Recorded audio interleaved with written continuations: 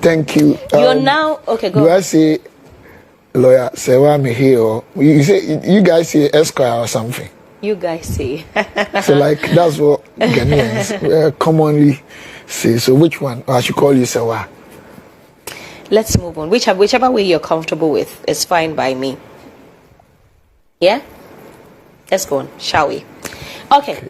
So you are, what, a year in your second term of being a member of parliament. How's it? Sorry. Thank you. My regards to our viewers and listeners this morning. And I wish every Ghanaian a happy new year. And GH1 a happy new year. And of course, one to you. I think we have two extreme ends. Eighth Parliament, you remember what happened? We had this seemingly balanced house. I'm talking about minority and majority. We're almost the same number. And that really put a lot of legal impediments in the way of the then government, and also gave some sort of extra leverage to the then opposition minority, because most of the time needed two-thirds to approve a lot of major policies. So you know what we went through. It was extremely Herculean, very, very tedious task. Then we came to ninth Parliament, direct opposite. We have the majority side having the numbers to the extent that they can do anything they want. They may even say they don't need us at all in the house. So you can imagine. So I'm experiencing something which probably I think is not good for Ghana now. Because it's almost like, the only thing is that the NDC guys respectfully are not using guns and anything violent. Anything undemocratic, I won't say that. However, they have the discretion, the prerogative, the exclusive right to make any decision at all. So something I think it makes us, even the minority side, in my opinion, not needed. However, we are doing our best in terms of advocacy, in terms of debate. And that's why people are saying that it's a mighty minority. I even call us quality mighty minority. So I think it's quite interesting. It's very interesting. Two extreme ends. Very interesting. Okay. Just a few days ago, 2 days ago, the NDC celebrated, of course, winning power. It's been a year since President Mahama took office. How would you rate his governance so far? And his government? I wish the president happy new year, His Excellency John Dramani Mahama, and the NDC. I wish them a happy new year as much as I wish my own people, MPP, a happy new year. That's my opinion anyway. Any honest, God-fearing person who really, really understands the mechanization and the management of our fiscal space or our economy will not or cannot put President Mahama's performance in any appraisal context effectively. I'm saying this because President Mahama has not done anything positive or anything negative. They are not wrong or they are not right. First year of any government in the world, especially the way our constitution is. What has President Mahama done? Well, what do you mean? He's not done anything wrong or right, because every first year is where you manage your configuration and arrangements and alignment of your government. Most of the things they want to do have not even come to Parliament for approval. Their major flagship programs are yet to be felt materially, tangibly. But, so what it is yes, the Ghanaians will not necessarily agree with you. That's why let me explain. Many Ghanaians, when I explain, Ghanaians who understand the field that I'm from will know. And that's why I'm saying that I cannot sit here and say that, oh, President Mahama has done so much well, or President Mahama has not done well. But if you're talking about ordinary Ghanaian in the context you people define, or we all define, I understand, because they feel like, oh, okay, exchange rate is down, or they feel like, oh, inflation has gone down. 5.4. But what I'm saying is that it's not the doing of the NDC. So let me explain something. So President Mahama does not deserve credit at all for everything we are seeing? You cannot condemn him and you cannot give him credit. For now, this year going, yes. And let me explain to you. When you're dealing with economic development, it's just a process, not event. What we are experiencing today is as a result of third quarter 2024. That's how the economy is. I wish, Sewa, you could please go for the budget statement that my own brother, Honorable Dr. Atoforsen, I extend my greetings to him this very morning. He presented on the floor. And look at all the economic indicators and parameters and see where we left Ghana, what we handed over to them. Then you understand me. You know, as a result of the global crisis, Ghana at a point, we're having inflationary rate of 54.1. I think you remember, you even brought me here those days. We're having exchange rate escalating in terms of depreciation of our cedi. If at a point we even grew 0.4, 0.5, and the world grew negative 3.3. The world shut down, Ghana shut down. Ghanaians began to really feel the heat. That was the time that Ghanaians were asked to stay home, but they were paid. That was the time that we had revenue deficit or shortfall amounting to about 12 billion. That was the time that private sector sacked over 40,000 people. Everything went so bad, and Ghanaians really suffered. Then we started embarking on recovery and restoration. So by third quarter 2024, our GDP, which was 0.4 or 5, we had been able to restore and grew our economy to, in fact, our even provisional figures, it was about 6.3. But the confirmed one that Dr. Atoforsen presented, it was 5.6, even higher than 2016. Primary balance, in fact, inflation rate had been reduced from 54.1 to 22.9 thereabout. Exchange rate had come down. Everything was doing well. So that downward trend, Sewa, is what we have been enjoying up to the end of last year. Because that's how the economy is. That you claim that's that you laid. What we left, I mean, after solving the problems. And Ghana, let me tell you this. A lot of people do not know this. We have two main types of market economy in the world. We have the defensive sector and aggressive sector. Largely, predominantly, or profoundly, or remarkably, Ghana's market economy is of the defensive type. So when I say defensive type, what it means is that we call something systematic risk index. It's an indicator to determine whether your market is aggressive or defensive. Ghana's one averagely is far less than 1. What it means is that about 90% of our market economy is predominantly SMEs.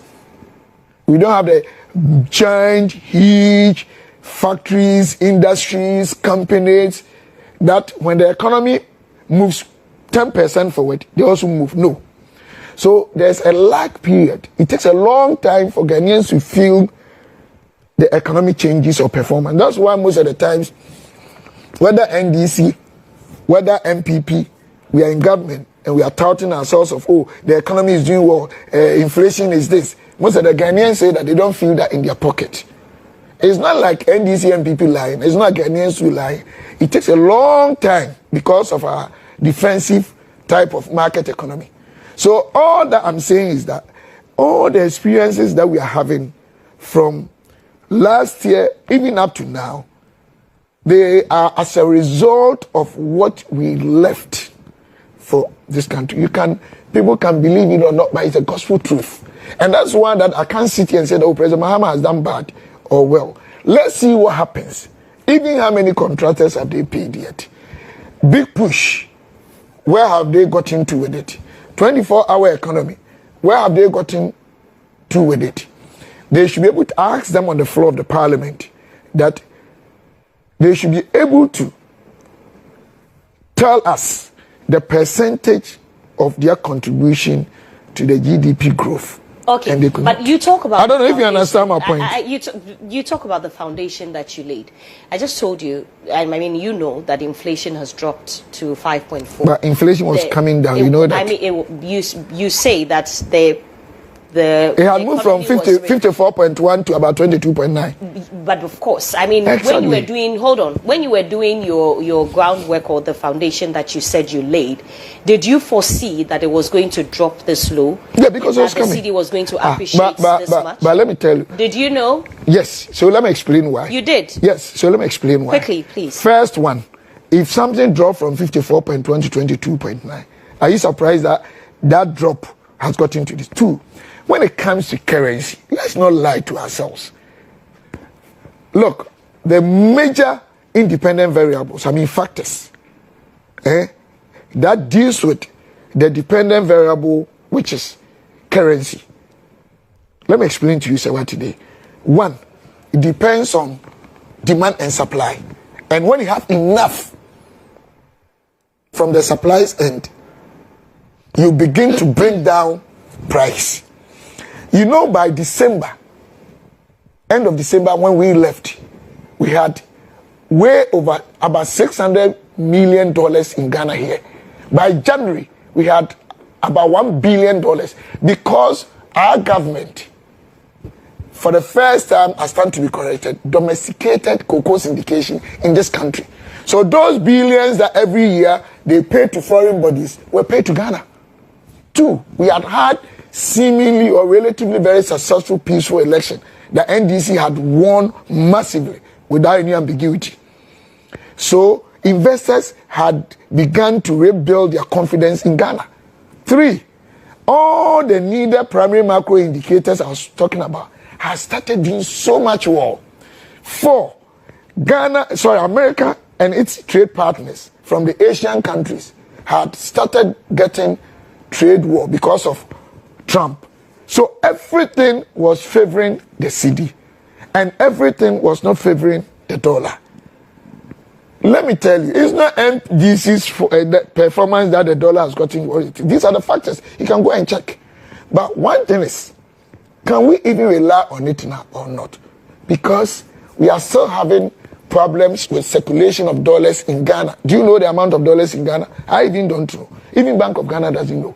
Because we are operating three different phases. One, Bank of Ghana's rate.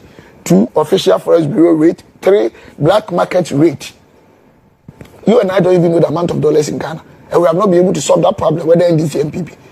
The last issue is that, look at your room here. So everything you are wearing, everything I'm wearing, everything you have here, we imported them. So basically, fundamentally, we've not been able to deal with dollar issue. Let's not praise ourselves, tickle ourselves and laugh. And that is why I'm saying that we need to, MPP and DC, we need to stop this issue of our culture of not speaking most of the times the truth, present issues as they are, and recycle our problems.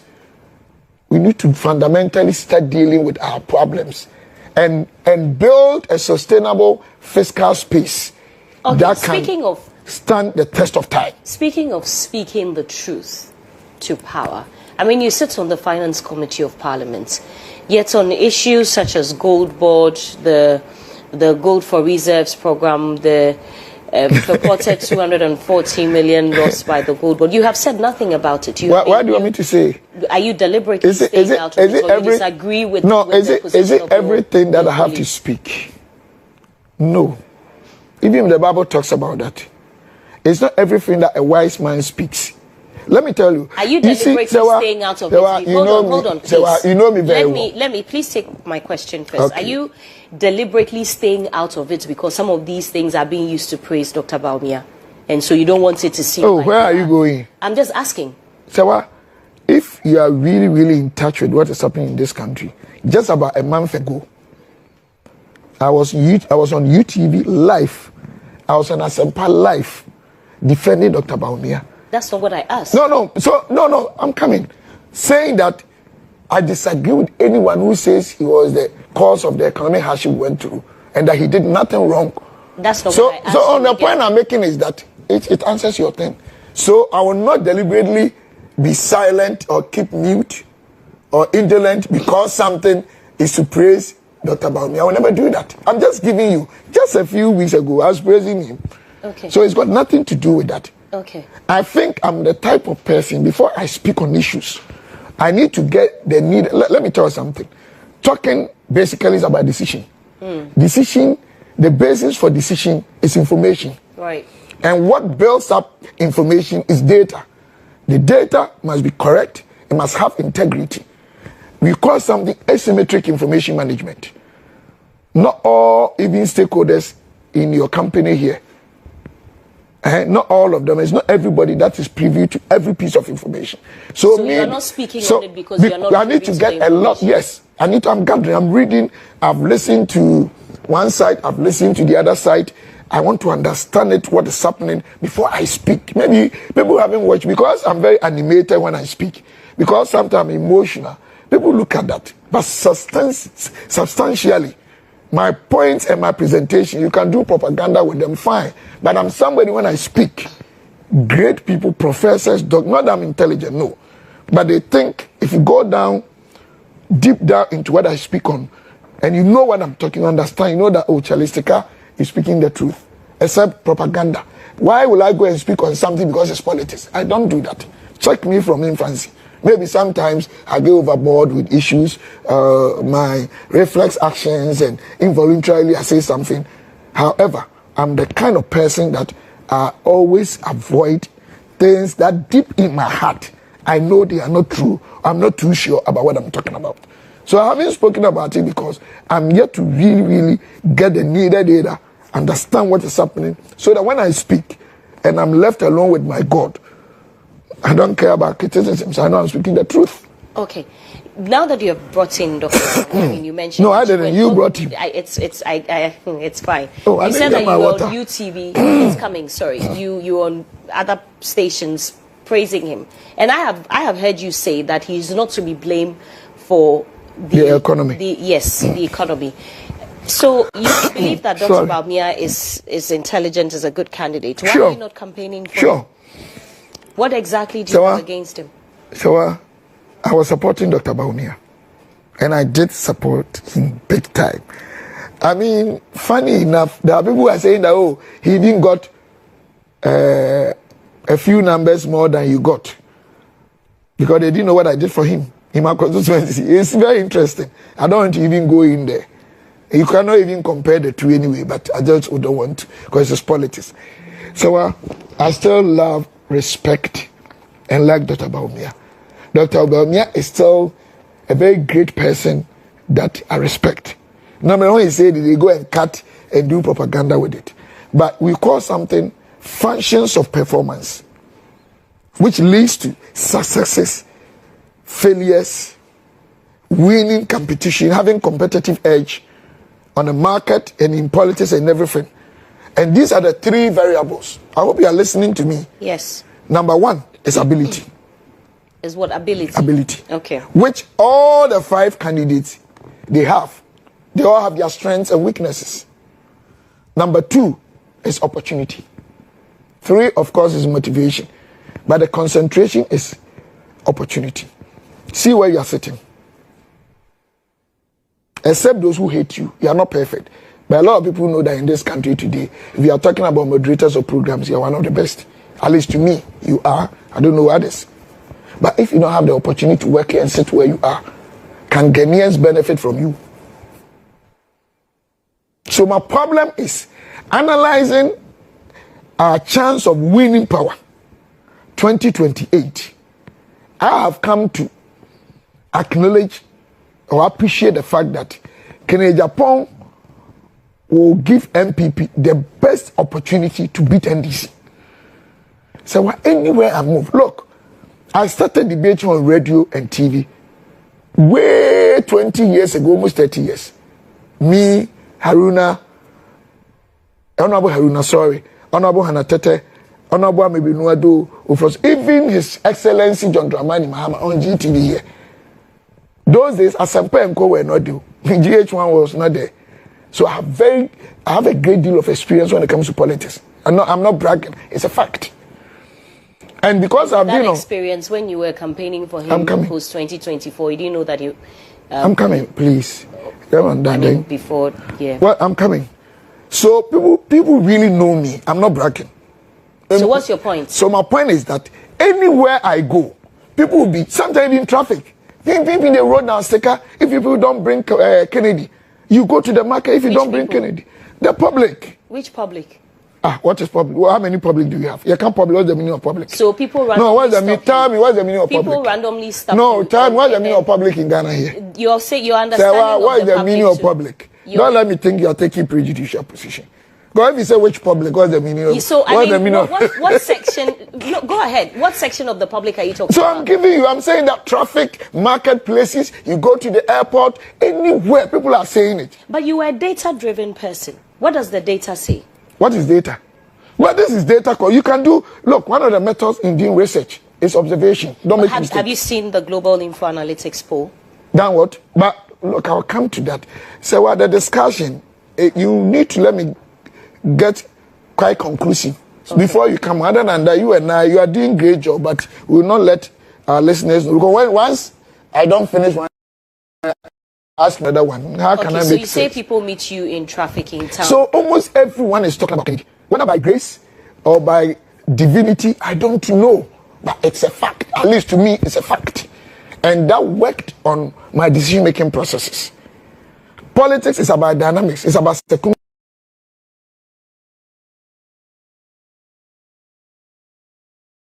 circumstances. So it's not that Kennedy is better than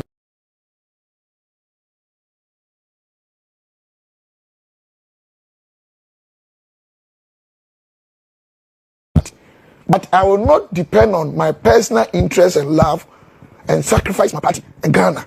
That is my principle.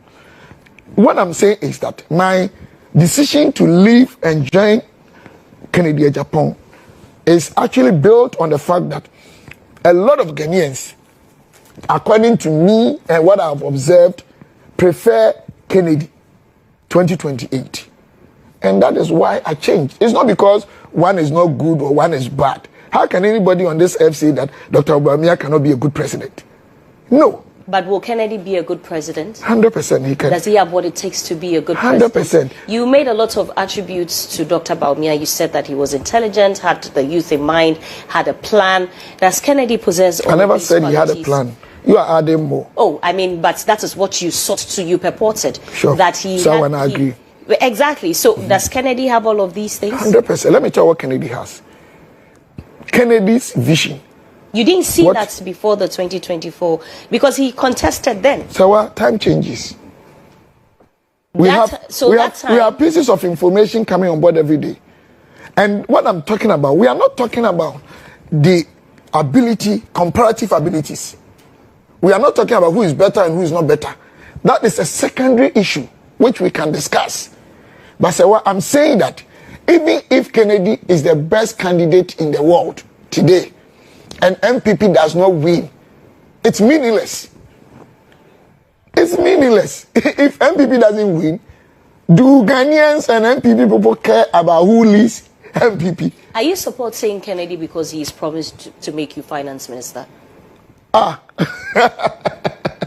So let me tell you something. You know me very well.